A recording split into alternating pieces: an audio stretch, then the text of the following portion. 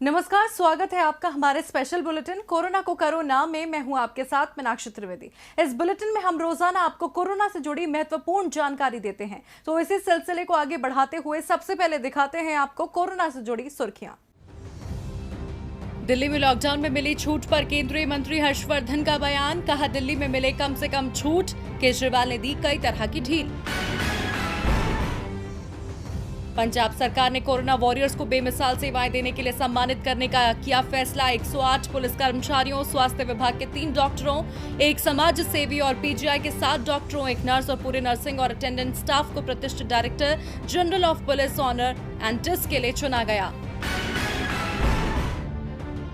मजदूरों के किराए पर मचा घमासान, सीएम भूपेश बघेल बोले, दूसरे राज्यों से आने वाले मजदूरों का ट्रेन किराया देगी छत्तीसगढ़ सरकार। दिल्ली में बीएसएफ मुख्यालय में तैनात जवान मिला कोरोना पॉजिटिव, बिल्डिंग को किया गया सील। कोरोना ने अर्धसैनिक बलों को भी अपनी चपेट में लेना किया शुरू। तमिलनाडु कांग्रेस ने सीएम फंड में दिए करोड़ रुपए, कहा मजदूरों के लिए किराया। मुख्यमंत्री से अपील करते हुए कहा, इसका इस्तेमाल दूसरे राज्यों में फंसे मजदूरों को लाने में किराए के लिए किया जाना चाहिए। सुर्खियों के बाद बढ़ते हैं पहली खबर की ओर। कोरोना वायरस को फैलने से रोकने के लिए लगाए गए लॉकडाउन का तीसरा चरण आज से शुरू हो गया। भारत में कोरोना की शुरुआत से लॉकडाउन के तीसरे चरण तक क्या है कोरोना का आंकड़ा और विदेश में कितनी मचाई कोरोना ने तबाही, इस रिपोर्ट में देखिए। भारत में कोरोना वायरस का कहर लगातार बढ़ता जा रहा है। सरकार की ओर से लॉकडाउन के तीसरे चरण की शुरुआत पर कहा गया है कि कंटेनमेंट जोन में किसी भी तरह के काम पर रोक लागू रहेगी। निजी दफ्तरों में सिर्फ 33% स्टाफ को कम करने की इजाजत है। ग्रीन जोन में 50% यात्रियों के साथ बसों का परिचालन शुरू हो गया है, तो वहीं रेड जोन पर सख्ती जारी रही। देश में कोरोना संकट पर नजर डालें तो देश में कोरोना के कुल केस 42,533। कोरोना से मरने वालों की संख्या 1,373। कोरोना से ठीक हुए मरीजों का आंकड़ा 11,707। 24 घंटे में 2,553 केस बढ़े। कल से अब तक 1,074 मरीज हुए ठीक। कोरोना से रिकवरी रेट 27% से ज्यादा। देश में कोरोना लगातार अपने पैर पसारता जा रहा है। मामले बड़े ही तेजी से आगे बढ़ रहे हैं। वहीं दुनिया में कोरोना से मची तबाही का आंकड़ा, दुनिया भर में कोरोना के 35,82,000 मामले, 2,48,000 लोगों की मौत, 11,59,000 मरीज कोरोना से हुए ठीक। अमेरिका में 11,88,000 कोरोना के मरीज, अमेरिका में 68,000 से ज्यादा लोगों की मौत। स्पेन में कोरोना के मामले 2,47,000, स्पेन में कोरोना से 25,000 से ज्यादा लोगों की मौत। इटली में 2,10,000 से ज्यादा कोरोना संक्रमण के मामले, इटली में 28,000 से ज्यादा लोगों की मौत। देश में कोरोना को हराने के लिए जरूरी है कि सोशल डिस्टेंसिंग लगातार बनाए रखें, क्योंकि नियम न मानने पर मामले बढ़ सकते हैं। कोरोना से बचने के लिए सावधानी जरूरी है, इसलिए हमें सार्वजनिक स्थानों पर फेस मास्क का इस्तेमाल करना होगा और सावधान, सजग और सतर्क रहने की जरूरत है। वैश्विक महामारी कोरोना वायरस पर जल्द से जल्द काबू पाने के लिए दुनिया भर के वैज्ञानिक और डॉक्टर तमाम कोशिशें कर रहे हैं, लेकिन अब तक इसकी वैक्सीन बनाने में पूरी तरह से सफलता हासिल नहीं हो पाई है। वहीं अब कोरोना मरीजों की जान बचाने के लिए उत्तर प्रदेश के एक मेडिकल कॉलेज ने एक नई तैयारी शुरू की है। उत्तर प्रदेश के कानपुर के जीएसवीएम मेडिकल कॉलेज के डॉक्टर अब कोरोना के खिलाफ लड़ाई में आगे आ गए हैं। जीएसवीएम के डॉक्टर अब विटामिन डी के सप्लीमेंट से कोरोना संक्रमित मरीजों को बचाने की तैयारी कर रहे हैं। शोधकर्ताओं का मानना है कि विटामिन डी के अतिरिक्त डोज से कोविड-19 की चेन ब्रेक होगी और काफी हद तक संक्रमण को रोका जा सकेगा। डॉक्टरों का मानना है कि संक्रमितों में विटामिन डी की कमी से फेफड़े संबंधी समस्या बढ़ती है। इसकी कमी से वायरस फेफड़े की कोशिकाओं में विशेष तरह के रिसेप्टर के सहारे चिपक कर एक स्पाइक प्रोटीन के सहारे अंदर प्रवेश कर जाता है, जिससे फेफड़े में सूजन आ जाती है, सांस लेने में दिक्कत होने लगती है और उसमें कफ और अन्य तरल पदार्थों के जमाव की क्षमता बढ़ जाती है। शोधकर्ता बायोकेमिस्ट्री विभाग के अध्यक्ष डॉक्टर आनंद नारायण सिंह के मुताबिक विटामिन डी की कमी को पूरा करके कोशिकाओं में एंजियोटेंसिन के असंतुलन को ठीक किया जा सकता है। डॉक्टर आनंद नारायण के मुताबिक ये रिसर्च अमेरिका में 4 संस्थानों में चल रही है। भारत में ये पहला होगा। इसके लिए Indian council for medical research को प्रस्ताव भेजा गया है। बायोकेमिस्ट्री विभाग के एसोसिएट प्रोफेसर डॉक्टर आनंद नारायण सिंह का कहना है कि कोविड-19 के मरीजों को 2 समूहों में बांटेंगे। एक समूह को स्टैंडर्ड थेरेपी के साथ विटामिन डी सप्लीमेंट 3 हफ्ते तक दिया जाएगा। दूसरे समूह को सिर्फ स्टैंडर्ड थेरेपी दी जाएगी। 3 हफ्ते बाद रक्त से विटामिन डी की वजह से रोग प्रतिरोधक क्षमता में हुए बदलाव की जाँच होगी। ये प्रस्ताव ICMR को भेजा गया है। डॉक्टरों के मुताबिक विटामिन डी सिर्फ हड्डियों को ही नहीं बल्कि रोग प्रतिरोधक क्षमता को बढ़ाने, कोलेस्ट्रॉल स्तर को कम करने समेत कई बीमारियों की रोकथाम में उपयोगी है। इस वक्त ऐसी डाइट लेनी चाहिए जो विटामिन डी से भरपूर हो। खान पान में कुछ बदलाव की जरूरत है। आपको रोजाना के भोजन में दूध, अंडा, दही, संतरे का जूस, मशरूम, सोया फूड, साबुत अनाज जैसे दलिया और ओट्स खाने की आदत डालें। ये सब विटामिन डी के अच्छे स्रोत हैं।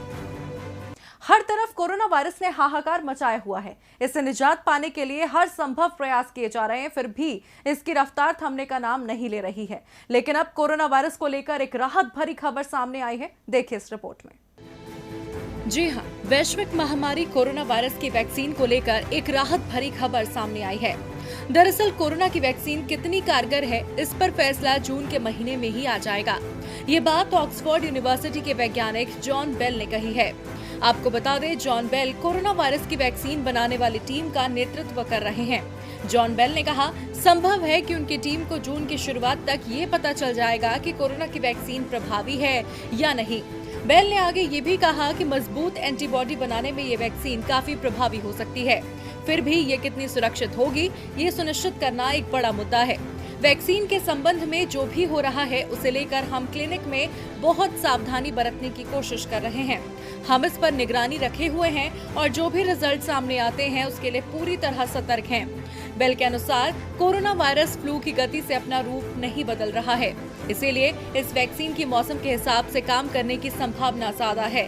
हालांकि शोधकर्ताओं को अपने 2 चरण के परीक्षणों से पर्याप्त डेटा मिलने की उम्मीद है।